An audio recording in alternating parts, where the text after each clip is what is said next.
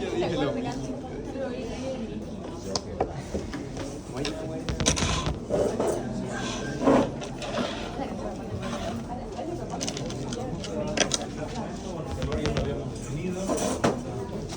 Mucha energía, no sé qué no se puede demostrar, que simplemente se termina perdiendo. Energía, esta es la definición del libro, ¿no? La energía necesaria para elevar la temperatura. Yo estreso.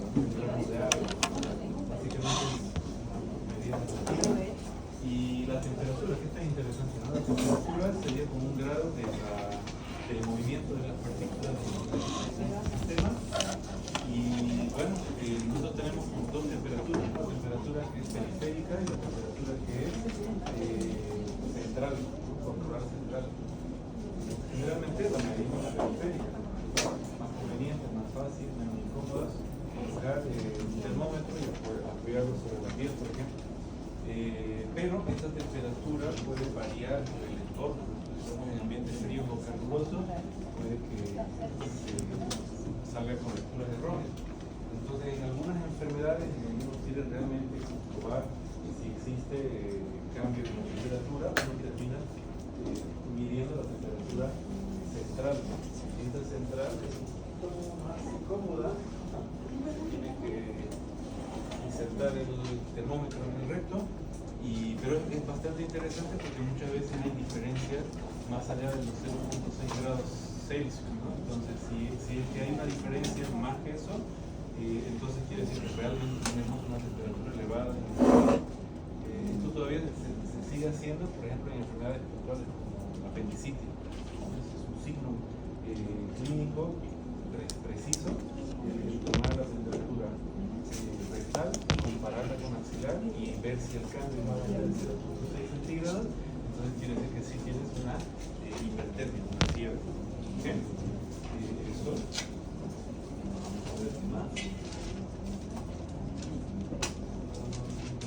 Eso también vimos ayer, ¿no? O sea, todo esto de una disolución vendría a ser simplemente como una mezcla homogénea más o menos de dos fases, una fase de menor cantidad que está dispersa, ¿no? Dentro de una sustancia de mayor cantidad que es la solución. O sea, hablamos del soluto, disuelto o disperso en un solvente.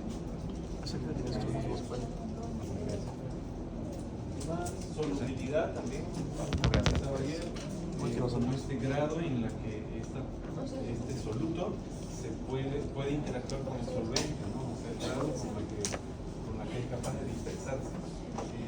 Muchas veces termina dispersándose y mezclándose al 100%, pero es regulado por algunos factores como la temperatura, y todo tiene sentido, ¿no? O sea, por ejemplo, no sé, estamos preparándonos un té, si el agua está fría vamos a necesitar un poco más de tiempo como para que se diluya el té en el agua, pero si el agua está caliente es más fácil.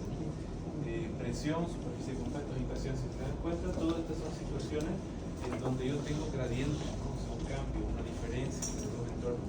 Entonces, si yo tengo una temperatura más elevada, eso le va a dar más energía, más movimiento a las partículas y así se van a poder dispersar. La presión también funciona así, ¿no? Si yo tengo una situación en donde tengo más fuerza, cuesta abajo, ¿no? Eso le da más energía a las partículas y pueden moverse. Hay otras cosas que también podrían afectar, ¿no? Aparte de esto, tenemos otras cosas como el pH, por ejemplo.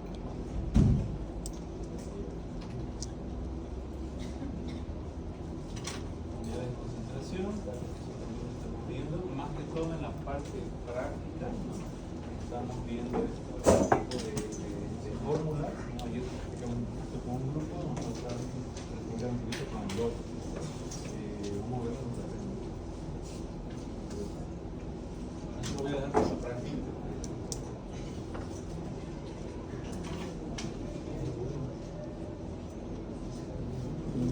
Tiene bastante intuitivo, ¿no? O sea, la solución, mientras más, si tiene partículas que superan, digamos, la fase, ¿no? La dispersante, pues ellas se terminan saturando, terminan condensándose abajo. Entonces la solución es saturada. Vías coligativas habíamos dicho que son todo aquello que se ve afectado por el número de partículas, ¿no? Entonces ahí también no caer en la trampa. Por ejemplo, en el caso de la presión osmótica, ella solamente varía con el número de partículas, no con la naturaleza, no por el tamaño de la molécula, no por la carga eléctrica, sino solamente por el número de partículas. Y eso es lo que va a ocasionar un movimiento de agua. Presión de vapor, el descenso bioscópico, que sería el descenso del control de congelación y el ascenso del punto de ebullición. Las propiedades coligativas. Bueno, hemos hablado también de osmosis, de movimientos de agua o de solvente entre los compartimentos, donde se pasa al más concentrado de los grupos. La presión osmótica, que es esta fuerza que se opone al movimiento osmótico, pero al mismo tiempo, mientras más presión osmótica tengo, mayor movimiento de agua a ese compartimento.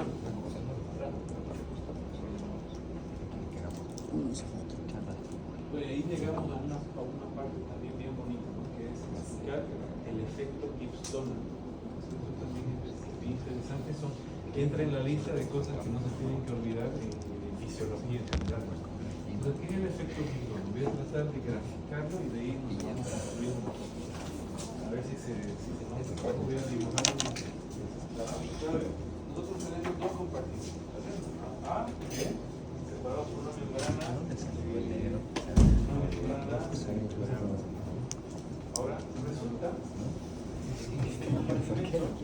hay muchas partículas y estas partículas tienen carga eléctrica algunas, ¿vale? Aquí, acuérdense que no solamente hablamos de gradiente de concentración, sino también hay gradientes químicos, gradientes eléctricos. Son partículas que tienen carga eléctrica. Por ejemplo, podría ser sodio, potasio, calcio. Ok, entonces estas partículas se terminan por su propia energía, por su propia entropía, difundiendo a través de la membrana semipermeable y pasan al otro compartimento siguiendo la ley de difusión, o sea, de mayor a menor. Hasta ahí todo bien. Ahora, esas son las partículas llamadas según Gibbs-Donald, este estudio, partículas difusibles. ¿No? Partículas difusibles. Vamos. Ahora, existen otras partículas, si algo voy a hacerlo algo así más grande. Esto representa una carga negativa, pero también me ayuda a hacer como una especie de coquetería ahí, ¿no? Hay una molécula un poco más coqueta ahí. Ahora, existen partículas que son no difusibles, que ellas son grandes, son pesadas, no son liposolubles, tienen carga eléctrica, en fin. Hay un montón de características que hacen que esta partícula no pueda entrar en esta ley de difusión. No me deja de sorprenderla. Cualquier rato nos vamos a la auditorio. Bueno, entonces tenemos estas partículas no difusibles, ¿vale? Ahora, estas partículas tienen carga eléctrica. Y si se acuerdan, había otras que también tenían carga eléctrica, pero contraria. Porque estas son positivas, esta es negativa, y hay una atracción entre ellas. Entonces, el efecto Gibbs-Donald nos dice que hay partículas que son no difusibles, carga eléctrica generalmente negativa, que van a terminar atrayendo a otras partículas que son potencialmente difusibles, como por ejemplo el potasio, que sí se puede ir, pero que termina quedándose por el charme de las proteínas no difusibles. Y se termina ahí quedando, vamos a charlar un minuto. Entonces, termina atrapándolas. ¿Cuál sería el efecto? El efecto, digamos, que estas partículas tendrían que haberse difundido por su concentración, por su gradiente creado, terminan quedando atrapadas gracias a estas no difusibles, creando una concentración aquí y haciendo que el agua, que tenía que haberse pasado acá, porque obviamente era ¿no? siguiendo la ley de la concentración, ahora pasa aquí. Todo gracias a ese efecto de las partículas no difusibles con carga eléctrica que atrapa a las potencialmente difusibles que quedan ahí. ¿Preguntas, secretario? Va. Sí. Es por la carga entonces negativa que tiene la partícula. Claro, o sea, la partícula difusible, así como lo explicó Gibbs-Donald, tendría una carga negativa casi siempre, ¿no? y termina atrapando otras que son positivas. En todo lo que él explica, ¿no? Porque digamos, esta explicación que él da, él usa de ejemplo al potasio como carga positiva, y esta partícula no difusible con carga negativa, que pueden ser varias, pero hay una particularmente importante que tenemos que tener en cuenta siempre, ¿no? La tenemos que asociar al efecto Gibbs-Donald, que son las proteínas.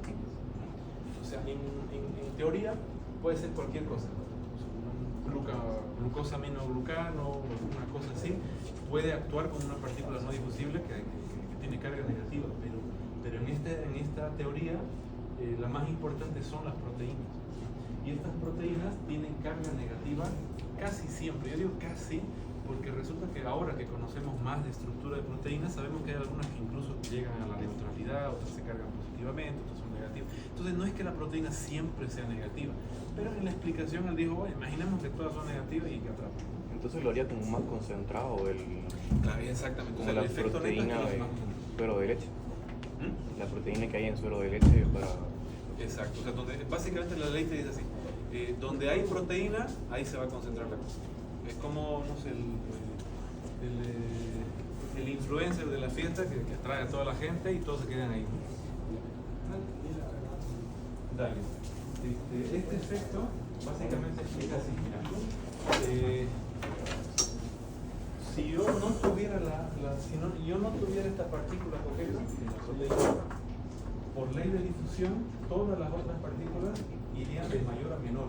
Tendrían que seguir esa ley, de mayor a menor. Pero por el hecho de colocar esta partícula ahí, digamos negativa, termina atrayendo a las otras que tenían que haber seguido, pero se quedan, ¿no? Se quedan, ¿no? Y eso hace con que ese compartimento sea más concentrado y el agua pase. Y eso es cuando hay carga negativa. Eso, o sea, básicamente cuando tienes proteínas o alguna molécula. Eso es correcto, o sea, en realidad, bioquímicamente, cualquier molécula que tenga carga negativa atrapa agua. Cualquier, no solamente la proteína. Si yo digo, por ejemplo, ahorita utilizando el ejemplo del glucosaminoglutano, atrapa agua. Por eso es que no sé si escucharon lo del ácido hialurónico y la cosa. Hace 10 años atrás no se hablaba mucho, pero ahorita está de moda y está en crema, shampoo, todas las cosas. No sé si alguien tiene algo con hialuronato o ácido hialurónico. ¿Cuál es el principio del ácido hialurónico? Es que es una molécula con cadenas cortas de carbohidratos, pero que tiene grupos de sulfato. El grupo de sulfato se carga negativamente, digamos, en un medio acuoso, termina actuando como una molécula polianiónica y acaba tratando agua.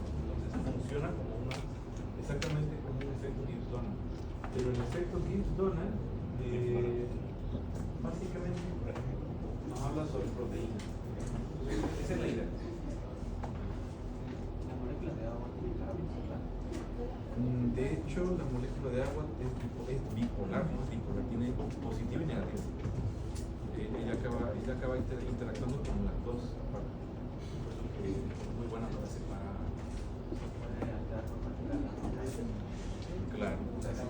Claro, por ejemplo, si vos tienes una proteína, digamos que es negativa, el agua comete que está aquí, el oxígeno, el hidrógeno, esta parte del hidrógeno va a tener como un polo súper positivo y eso va a ser atraído al agua. En cambio, otra fracción que tiene carga positiva va a ser atraída al oxígeno. Y aquí va a haber una interacción. Pero generalmente las proteínas y todas las moléculas del cuerpo sí son hidratadas.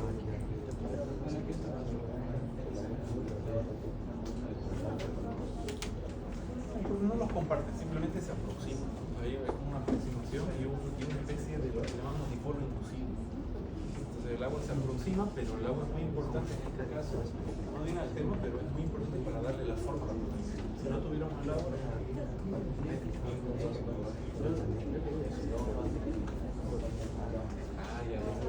pasa que esta forma existe y no se mueve, digamos, tanto así, porque existe electrones aquí, electrones del oxígeno y como una especie de repulsión entre las moléculas de hidrógeno que hacen que ella tenga como siempre esta forma. Entonces, no hay eso.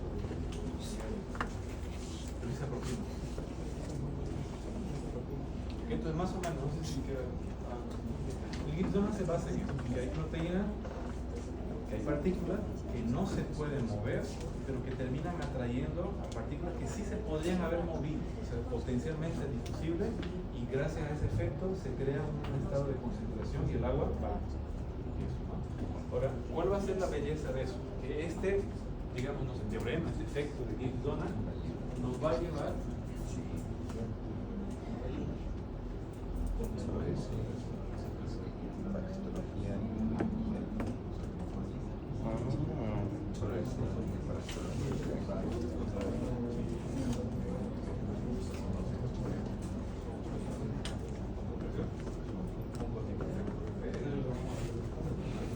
Entonces el efecto de Gibbs-Donner ayuda a mantener la presión osmótica dentro de la célula. Es casi osmótica, es parecido, pero es otra presión, que es esta de acá, que esta es la que vamos a introducir ahorita.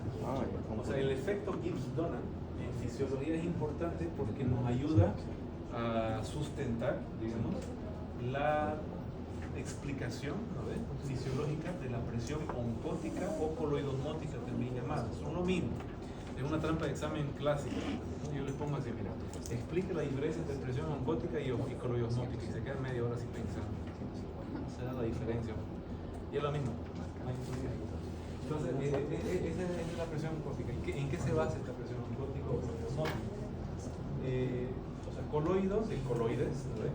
Y los coloides son moléculas grandes que generalmente tienen carga negativa, atrapan agua y terminan formando geles. La representante de ellas es la proteína. Entonces la presión coloidosmótica tiene todo que ver con la proteína y con el efecto Gibbs-Donner. Entonces se basa en que en ese momento crea un estado de concentración en ese compartimento y el agua pasa a ese compartimento. Y es una de las presiones que hace parte me voy a adelantar un poquitín para que se entienda la belleza de la cosa, de las llamadas fuerzas de Starling. ¿Okay? Vamos a estudiar un poco más a fondo cuando estemos en cardiovascular. Pero si yo estoy en el espacio intravascular, en la sangre, y la sangre tiene que tener, o sea, la circulación tiene que tener sangre. Ahora, este medio, ¿no? Yo lo voy a mantener por dos fuerzas que hacen que el líquido se permanezca aquí y fuerzas que hacen que el líquido escape. Las fuerzas que van para afuera, que hacen digamos que tienen la tendencia para que el líquido se escapara, es la presión hidrostática principalmente, o sea, la presión propia del líquido. El agua del plasma va a ejercer, por ser agua, una fuerza hacia afuera. Y eso es conocido como la presión hidrostática. Va para afuera, ¿no? Lo que tiene es una tendencia a filtrarse, digamos, de las paredes vasculares. Ahora, si yo quiero mantener el líquido aquí adentro, entonces entra la presión coloidosmótica, que es la fuerza que mantiene el líquido. ¿Vale? Entonces, ese principio es muy, muy, muy importante. ¿Qué estamos hablando aquí? Que si yo quiero mantener mi sangre en los vasos sanguíneos o el agua en el compartimento que fuera, yo necesito proteína. Porque la proteína va a aumentar la presión coloidosmótica, va a aumentar la tendencia de que el líquido permanezca dentro o visto de otro modo, que no se escape. Ahora, ¿qué pasa en una situación en donde yo no tengo proteína? A ver, por ejemplo, no sé si ustedes fueron así, no sé, saliéndose de la ciudad, ya comenzamos a ver así como estas personas, ¿no? Que están haciendo no sé qué, un montículo así como un rompemuelle y luego te hacen así, ¿no? No sé, algo harán. Yo siempre pregunto ¿en qué ayuda?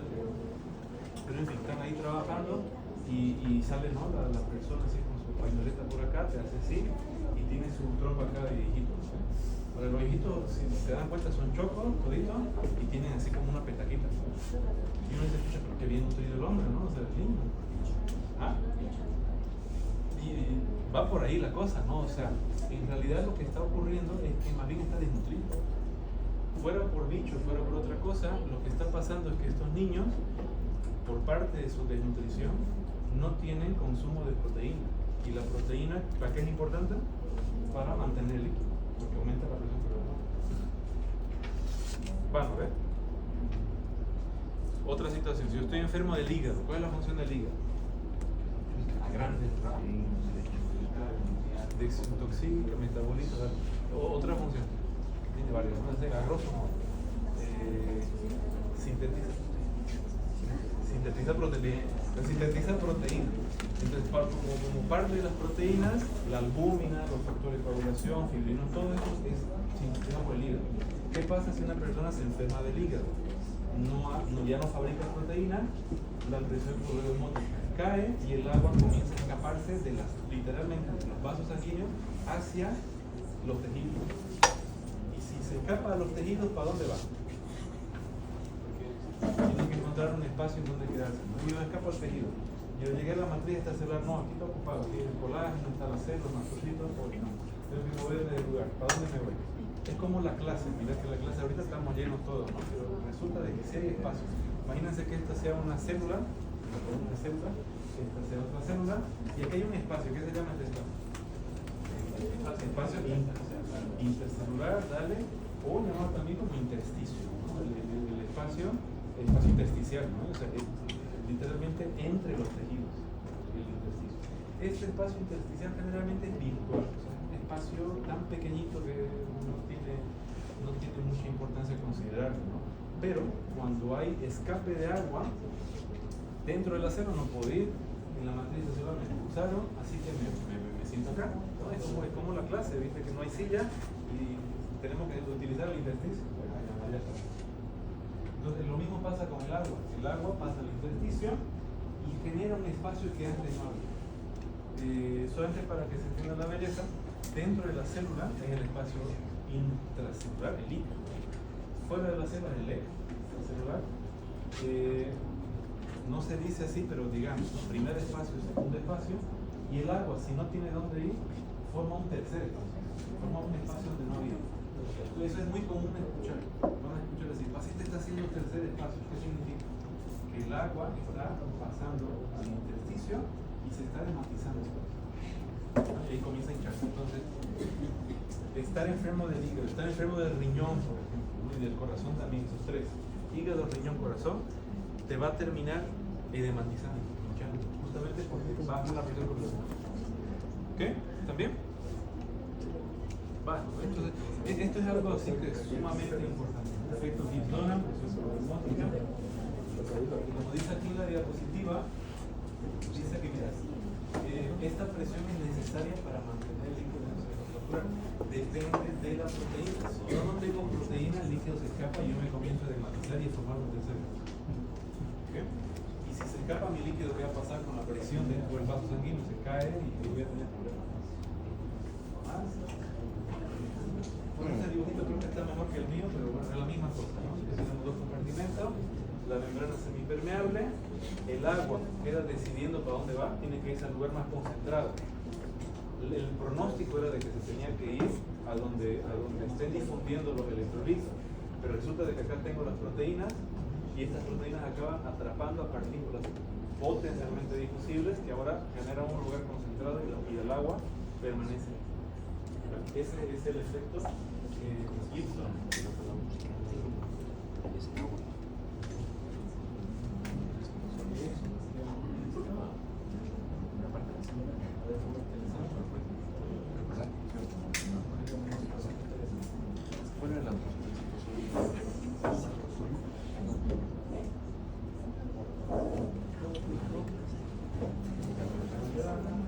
Medio interno. ¿Qué es el medio interno? Yo digo así, el medio interno es medio estafoso, no medio estafa. Porque en realidad no es el medio interno, es el medio externo. O sea, no externo del cuerpo, es externo de las células. El medio interno vendría a ser como un espacio, como un entorno, como un microentorno especializado, específico, para que la célula pueda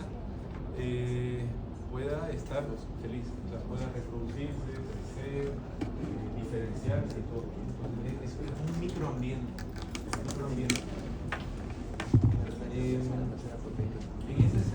pero este microambiente tiene que tener todas las condiciones para que la célula esté feliz, así como un auto. Tiene que tener sillas adecuadas.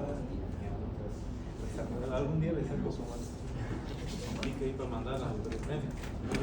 Entonces, no quieren decir,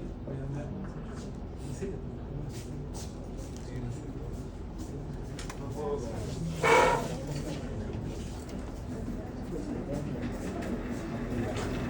Entonces tiene que tener todas las condiciones. Tiene que tener volumen, H, nutrientes, temperatura.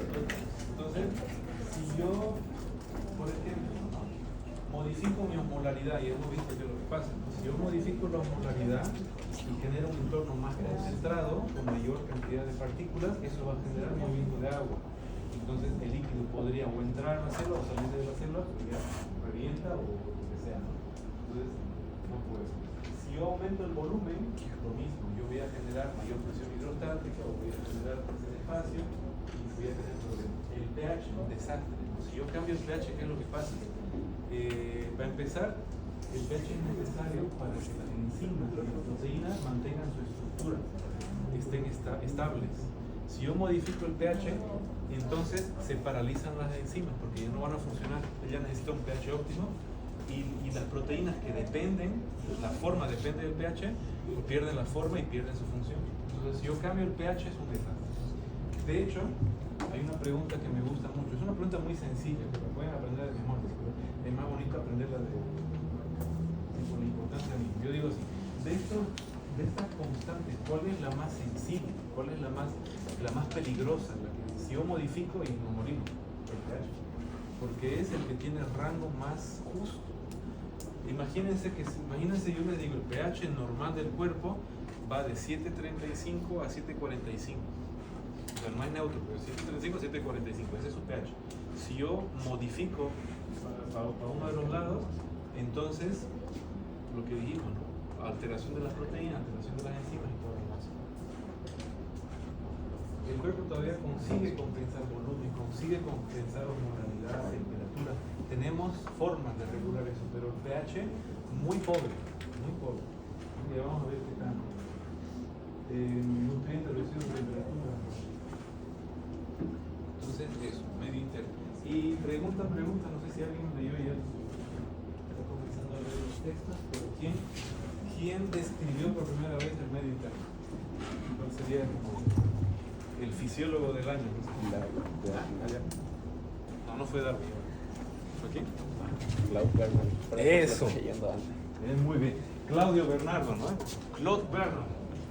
Bueno, no sé cómo está en el libro de fisiología, ¿no? Pero Claude Bernard o Claudio Bernardo fue el primero que habló de medio interno. Yo digo, uy, qué capo, ¿no? O sea, imagínate en esa época donde ni siquiera habían visto, no sé, imágenes microscópicas también, y él comenzó ya a imaginar de que las células tenían que estar en un ambiente especializado y demás. Entonces, el medio interno es eso, ¿no? Y aquí dice líquido extracelular que baña nuestras células, pero aquí la palabra que más me gusta es ambiente. Es un ambiente, un microambiente que tiene que mantener la homeostasis, ¿no? Las constantes del cuerpo.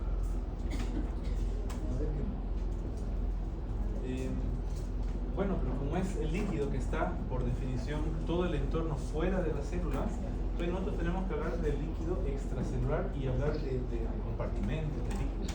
Entonces resulta que, a ver, de todas estas cifras, creo que la más provechosa para entenderse es esta de acá, 60%. 60% representa nuestra cantidad de agua corporal total, más o menos, aproximada, del peso corporal. O sea, de mi peso, el 60% es agua. Así. En los libros de fisiología vieron que hablan así como que el hombre, el varón normal, ¿no? En cambio, es como que si pudiéramos decir. Pero en fin, para la medicina, cuando escuchan eso, el varón normal, ¿qué significa? Una persona que tiene unos 70 y 70 kilos. Ese es el hombre normal. Bueno, pero si yo tuviera 70 kilos, ya quisiera, 60% de 70 es 42 litros más o menos, 42, 43 litros. De esos 42 litros, 2/3 están dentro de la célula y 1/3 está fuera de la célula, el espacio extracelular. En en el espacio extracelular, luego se va a dividir en el intravascular, líquido intersticial y bueno, otros, ¿no? Que el líquido, por ejemplo, transcelular y demás. Todos estos porcentajes que ven son con respecto al peso corporal.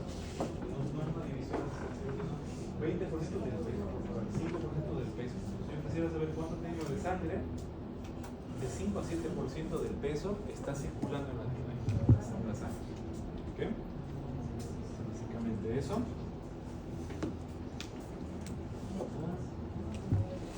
Miren esta barbaridad de números, ¿no? Entonces de estos números realmente todo lo que tenemos que saber es eso, que aproximadamente tenemos 60% de agua, pero no es exacto. Ya vamos a aprender a calcular mejor, o mejor dicho, aproximar mejor esta agua corporal total. Si nosotros calculamos 60% para todos, no es válido, ¿no? Ahí me va a venir de pronto un niño de 5 años, un abuelito de 80 y no es 60%. Entonces ahí tengo que tener cuidado. Imagínate si a un abuelito yo le meto, digamos, yo calculo que él tiene 60% de agua corporal y le meto más agua de lo debido, se va a encharcar el pulso. 60%.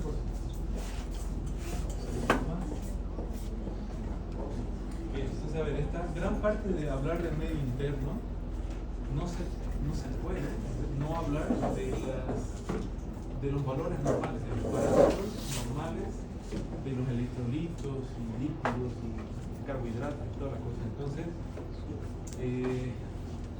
esta primera parte, ¿no? Y yo siempre digo, es súper importante saberse los valores normales de las cosas, siempre. Aparte que eso te va a ayudar muchísimo para la interpretación de laboratorio y cosas así, ¿se imaginan? ¿No? Ahora, una observación. Bueno, dos. La primera observación es que van a ver que los libros, algunos textos, no sé, creo que el guide necesita, la unidad de concentración utilizada es el milimol por litro, lo cual está correcto, pero habíamos dicho, ¿no?, en estos días que el milimol solamente toma en cuenta el número de partículas, pero no la carga eléctrica. Entonces, aquí nosotros en este polo utilizamos un equivalente con eso, porque hay algunos valores que van a variar. El sodio y el potasio quizás sean lo mismo, pero por ejemplo para el calcio y magnesio que tiene valencia 2, ahí es otro número. Solo lo multiplican por 2. Bueno, esa es la primera observación. Segunda observación, las 2 de 3, hay una parte. La segunda observación sería que en el Guyton y en la diapositiva solamente yo tengo un valor para cada uno, que es el valor de la media. Y manejar la media no está mal, pero no es lo mejor. ¿Cuál es el problema de manejar un valor solamente? ¿Qué pasa si viene un paciente con un sodio de 142? ¿Qué le digo? ¿Está alto o está bajo? Mi parámetro es 140. 140. Viene uno con 142, alto. Uno con 139, bajo. ¿Me entiendes? No tengo un margen de seguridad para comparar. ¿Ya? ¿Les gusta medicina social? ¿Sí? Siempre pregunto. Voy a dibujar una cosa maravillosa, no sé si lo vieron, capaz que sí. Voy a dibujar algo y me dicen que miren de belleza. Belleza, ¿cómo se llama? El bien, ¿verdad? Se acostumbra a decir la campana de Gauss, la curva de Gauss, ¿no ven? Básicamente es lo que en bioestadística se habla distribución normal. O sea, es una distribución, ¿no ve?, de la normalidad en una población. Es decir, a mí se me ocurre tomarles a todos la glicemia. Entonces tomo una población, una muestra, oye, van a hacer algo así en medicina, ya les voy adelantando. Les tomo a todos una muestra y luego saco un promedio y ese promedio está aquí. Ahí está el parámetro, ¿no? Es la estimación del parámetro. Pero no es confiable para estimar a la población. Simplemente lo que supuestamente tiene todo el mundo, pero yo necesito comparar.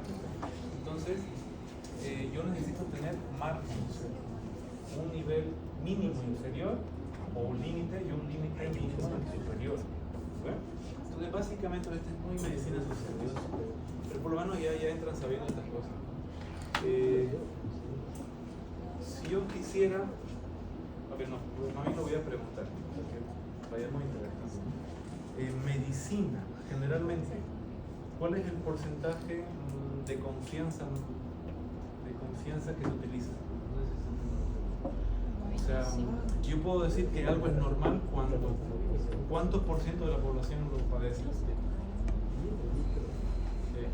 De la segunda. 95%. Entonces, cuando yo tengo algo que está el 95% de las veces, yo digo eso es normal. Y eso quiere decir que tengo 2 desviaciones estándar de seguridad. A partir de la media, 2 desviaciones estándar, 95% de la población. Y eso es lo que yo voy a considerar normal. ¿Okay? Ahora, aquí me deja un margen de 5%, que va en dos colas, para abajo y para arriba.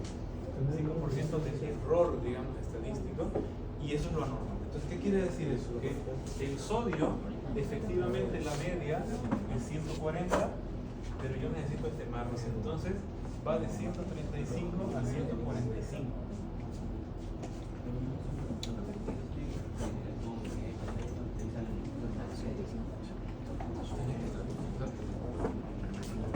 Es complicado porque, por ejemplo, estos cálculos se utilizan en la población que se estudia. Teóricamente nosotros tendríamos que tener parámetros de Santa Cruz para poder estimar realmente cuánto debería tener nuestra población. Pero se utilizan números internacionales que más o menos representan la población mundial. Entonces, es con mucha seguridad que va a decir que el sodio está entre estos valores.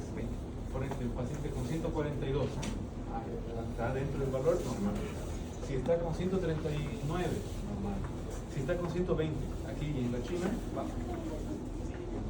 Con estos valores te vas a ubicar no solamente en Bolivia, sino también en ahora puede ser que varíen en Santa Cruz. Sería interesante medir en Santa Cruz para ver si varía.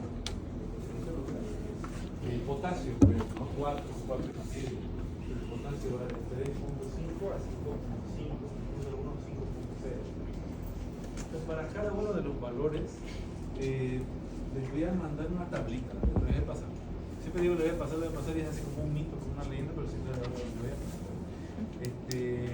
No mañana, una tablita corregida con rangos normales que está bueno, que uno lo conoce. Y la tercera observación es que la buena noticia es que solamente necesito saber los valores extracelulares, porque el intra no lo voy a medir nunca. No le voy a poner una pipeta dentro de la célula, solamente el extra. ¿Okay? Y digo actualizada porque estos valores ya no son tan bonitos. O sea, un paciente que tenía con glucosa de 100 miligramos ya no está tan bueno. ¿Ves? Hoy en día es menos que eso. Ok, ¿hasta aquí está bien? ¿Está bonito? Ahora si les gusta me dicen. Por lo menos la campana de Gabriel. ¿Qué más? Por acá. Que hablaban las constantes.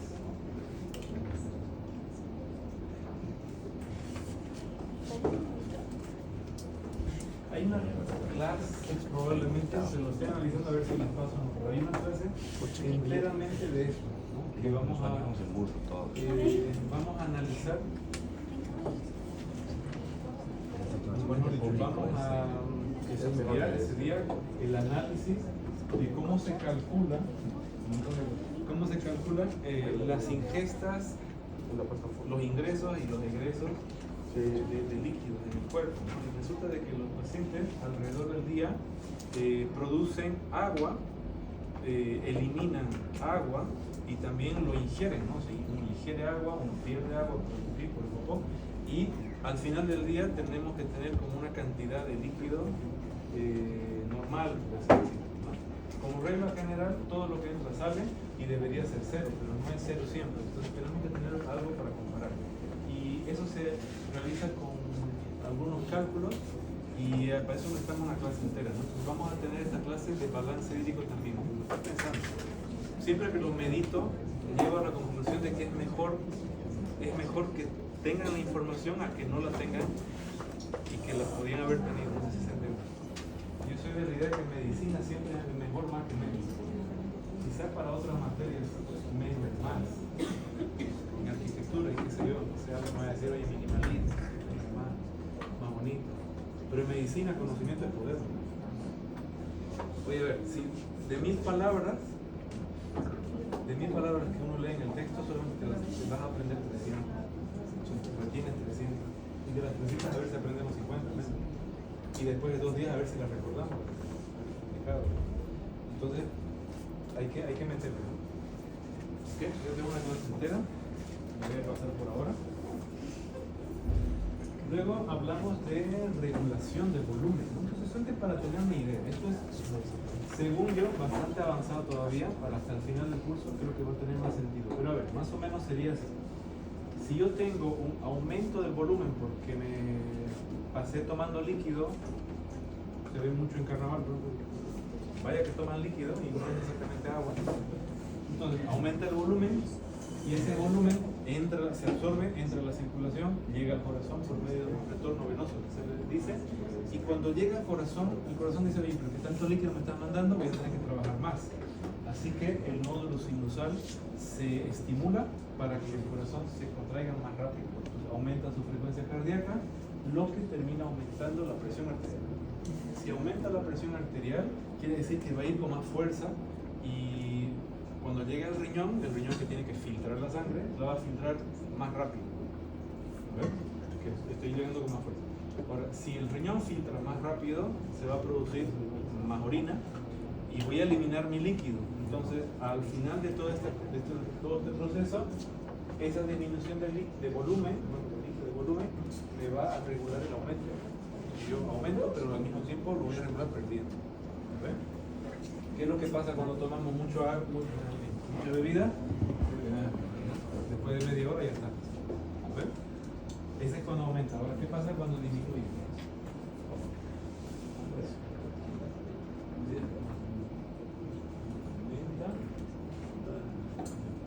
Cuando disminuye, ¿qué pasa? Disminuye el volumen, eso disminuye el líquido que va al corazón, y el corazón se da cuenta porque en la aurícula derecha hay varios receptores que tratan de verificar la presión de las paredes y se dan cuenta que no está llegando lo suficiente sangre.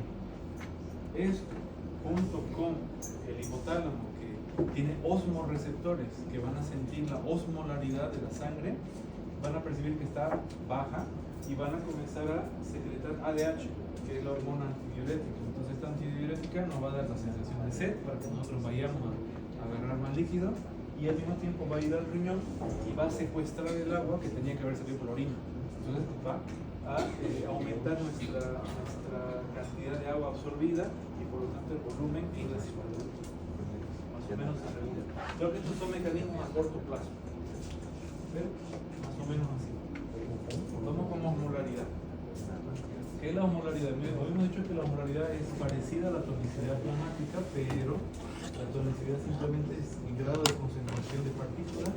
Entonces la osmolaridad ya te dice, mira, estas partículas, cada una de ellas ejerce una presión osmótica y por lo tanto mete el concepto de osmosis. O sea, cuando algo es hipertónico, siempre tiene que ser hiperosmolar, no puede ser lo contrario. Si yo tengo muchas partículas, cada partícula va a ejercer una presión osmótica. Pero es otro principio, ¿no? Podemos utilizarlo con mucho cuidado como si fueran sinónimos, pero sí. Ahora, ¿se acuerdan que ayer creo que les dije, ¿no? Que la osmolaridad puede haber una osmolaridad total o no es real, es la teórica, calculada, ¿no? Teórica, una osmolaridad teórica que toma en cuenta todos los metabolitos del cuerpo, o sea, todos los electrolitos como si todos estuvieran activos en ese momento, y no es realista porque todos los electrolitos, algunos están ejerciendo efecto osmótico y otros están por ahí. Mira, ¿dónde está el dibujo? Mira lo que están haciendo. Entonces, no siempre están activos. Y por lo tanto, hay una osmolaridad que es real, ¿no? Una osmolaridad real, que solamente toma en cuenta los electrolitos, así por representatividad, que tienen más efecto osmótico. Y el que tiene más efecto osmótico es el sodio, ¿no? Que esa incluso es una pregunta clásica de prueba, ¿no? O sea, ¿cuál es el electrolito con mayor poder osmótico o el representante del medio interno? El sodio, ¿sí? ¿Okay? Bueno, ahí está. El índice es súper sensible, una variación de más o menos 2 millomoles, ya me es suficiente para percibir el cambio. Ahí está más o menos, ¿no? Cómo se va a regular Si yo tengo una hipotonicidad, una disminución de la sal, se libera, se capta por el hipotálamo, liberación de la hormona antidiurética y se trata de ingerir agua y excretar la sal. Tengo una hipertonicidad, pues se estimulan los receptores, aumenta la sed, ingestión de agua y llego a la isotonicidad. ¿No? Básicamente eso. Si a mí me falta sal, ya no tomo agua. Tomo agua, la sigo diluyendo la sal. Ese es el problema, aunque parezca chistoso, ¿no? Pero sí se puede. Hay la llamada intoxicación hídrica. Una persona puede morir tomando agua. Sí. O sea, si toma tanta agua que tiene, digamos, la suerte de o la mala suerte de absorberse y diluir tus electrolitos, puede ocasionar una hipotonicidad, un sodio tan bajo que te produce la muerte. Según de diferentes autores que dicen, ¿no?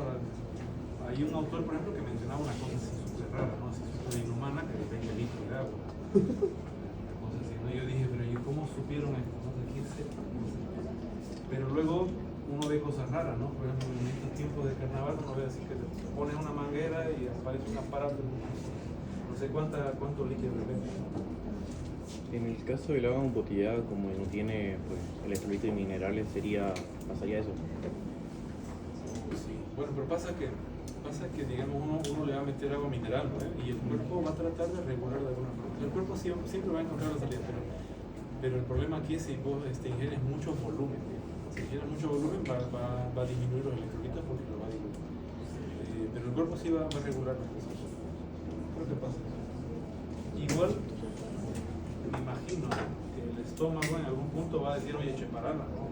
Basta de esto. La leyenda, bueno, hay varias cositas, ¿no? Pero por ahí la leyenda dice que más de 1 litro el estómago va a usar, es una trampa. Así que no caigan en apuestas, que a veces está apuesta. Si no está apuesto, que vas a tomar 2 litros. Le mete y... En fin. También, ¿no? ¿Ya? Por lo menos están despiertos. No, esto es otro tema. pH es un tema. Vamos a tener, así como tenemos una clase especial de balance hídrico, tenemos una clase especial de pH. En la clase de pH vamos a analizar los trastornos, no del pH, o sea, vamos a hablar de acidosis y alcalosis, y aprender a interpretar los gases arteriales en la sangre. Entonces vamos a hablar sobre estas cositas para mostrarles. ¿Hay alguna forma de hacer ahí?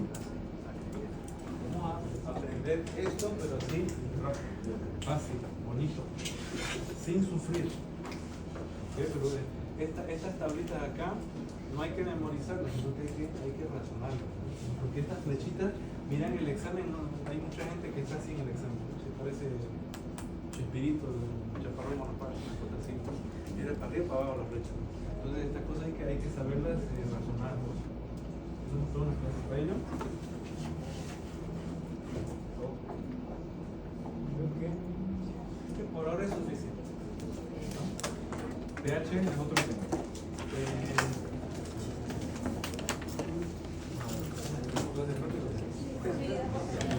Tenemos clases prácticas las 20. Dos, medio.